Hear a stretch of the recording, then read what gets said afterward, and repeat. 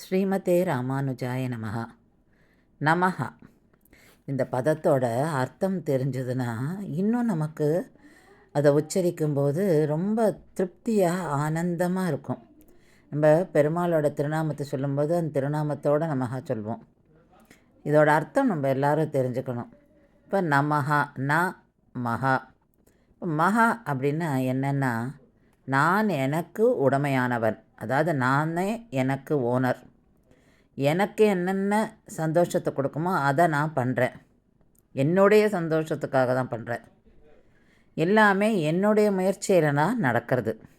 அதுதான் இதோட அர்த்தம். ஆனால் அப்போது நான் என்ற ஒரு எழுத்து இதோடு சேரும்போது இத்தை தவிர்க்கிறது. அதாவது இந்த அர்த்தங்கள்லாம் இல்லை அப்படின்னு சொல்கிறது. பகவான் தான் நமக்கு ஓனர், அதாவது அவனுடைய அடிமை நாம், அவனோட பொசிஷன் தான் நம்ம.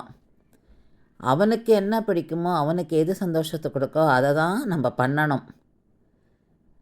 எதுவுமே அவனுடைய முயற்சியினால் தான் நடக்கிறது. நம்ம முயற்சி எடுத்தாலும் நம்ம நடக்கும்னு சொல்ல முடியாது. பகவானுடைய கருணை, பகவானுடைய அந்த கிரேஸ் இருந்தால் தான் அந்த காரியமே நமக்கு நடக்கும். அதனால் நமஹா அப்படின்னு சொல்லும்போது என்ன ஆகுதுன்னா, நான் எனது அப்படின்ற எண்ணங்கள்லாம் நம்ம மனசுலேருந்தே போய்டுறது. இப்போது நம்ம எதையுமே கொண்டாட முடியாது. நானே எந்து கிடையாது, நான் பகவானுக்கு உரியவன், அவனுடைய உடைமை நான் அப்படின்னு நம்ம சொல்கிறோம். ஸோ இந்த நமஹா என்ற அர்த்தம் சொல்லும்போது அதை நம்ம அப்படியே சொல்லி சொல்லி ப்ராக்டிஸ் பண்ணும்போது நமக்குள்ளே இருக்கிற அந்த ஈகோவும் வெளியில் போயிடும். அவ்வளோ ஒரு அழகான ரொம்ப அர்த்தமுள்ள பதம் இந்த நமஹா.